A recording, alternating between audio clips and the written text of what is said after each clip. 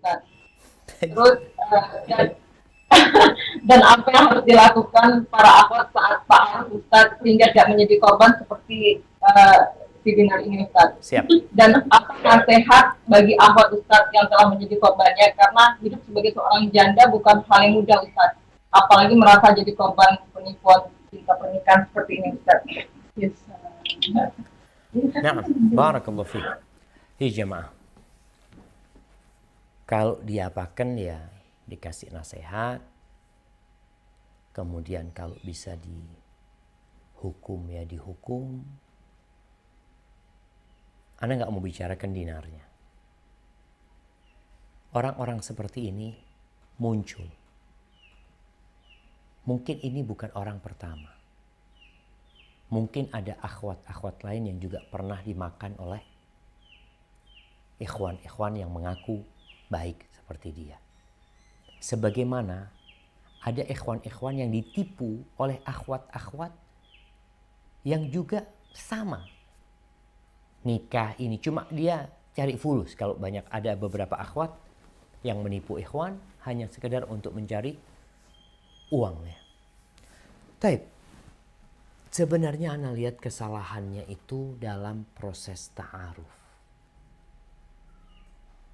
Sering Ana sampaikan bahwa biodata seseorang, CV seseorang, omongan seseorang, itu mungkin hanya bisa diterima 50% atau 55%. Artinya informasi data tersebut itu masih harus dikonfirmasi kebenaran. Jadi kalau sekedar anti kenal sama itu ikhwan karena CV muridnya Ustadz Fulan, muridnya Masya Allah kata dia. Dan kesempatan ini kalau dia ngomong muridnya Fulan, seharusnya sebelum dia mengiyakan perempuan ini tanya sama Ustadz Fulan. Kenal nggak Ustadz sama Fulan? Dan ini yang tidak dilakukan oleh akhwat. Kadang-kala memang ada akhwat-akhwat yang ingin menikah. Dia udah ingin nikah. Dia melihat ada ikhwan ya yang mau menikahin. Dia baca biodatanya Masya Allah bagus. Ya udah bismillah. Maka seharusnya seorang akhwat ketika dia hendak menikah, nasihat ana, ambil informasi tentang dia. Dari biodatanya selesai dapat udah. Sekarang bagaimana mengetes kebenaran berita ini? Dites. Oh dia mengaku belajar sama Ustadz Fulan. Tinggal di sini. Cari tahu. Capek. Ya perlu capek. Kadang-kadang perlu keluar biaya. Fulus. Kirim orang kasih. Kirim pulsa tolong carikan tahu tentang volunteer anak kasih fulus kata dia. Nggak apa-apa untuk seperti itu. Karena itu untuk masa depan anti.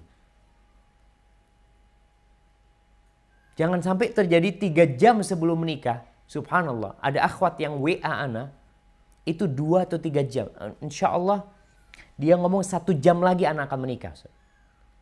Dia mengatakan seperti itu sama ana. Ana ngomong. Gimana anti gak cari tahu tentang dia? Ya gimana Ustaz? Itulah masalahnya ternyata di akhwatnya. Yang kadung seneng. Kadangkala ada laki-laki yang ngomongnya bagus. Masya Allah. Jangan bicara seperti kejadian ini. Berapa banyak kasus pemerkosaan itu gara-gara omongan di Facebook. Janjian nanti. Ketemuan di sana. Dan memang ada wanita-wanita yang sedang kering dari cinta. Ketika ada yang memujinya, ada yang menyanjungnya, Masya Allah, ini laki-laki idamanku. Banyak serigala berbulu domba, musang berbulu ayam. Kita nggak tahu. Makanya buat para akhwat, dia sudah tahu, kalau kriterianya udah tahu kan. Sekarang masalah teknis, bagaimana mengungkap dan menyingkap hakikat nih orang. Salah satunya tadi, kalau sudah ada data, alhamdulillah sudah ada nama-nama yang bisa dihubungin.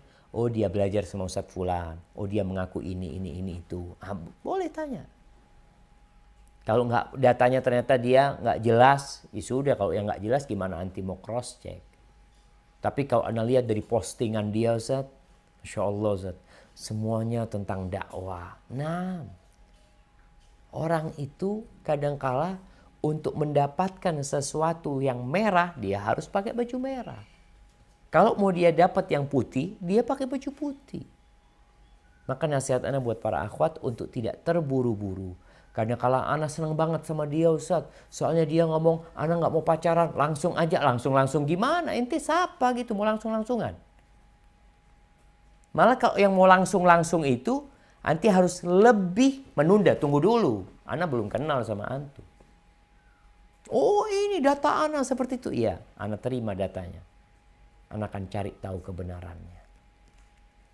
Hadza wallahu a'lam bissawab. Tapi alhamdulillah dengan diviralkannya dia, semoga dia bertobat kepada Allah Azza wa Jal menjadi lebih baik lagi ya. Karena kadangkala ya sepandai-pandai tupai melompat akan jatuh juga gitu. Hadza wallahu a'lam bissawab. Nah.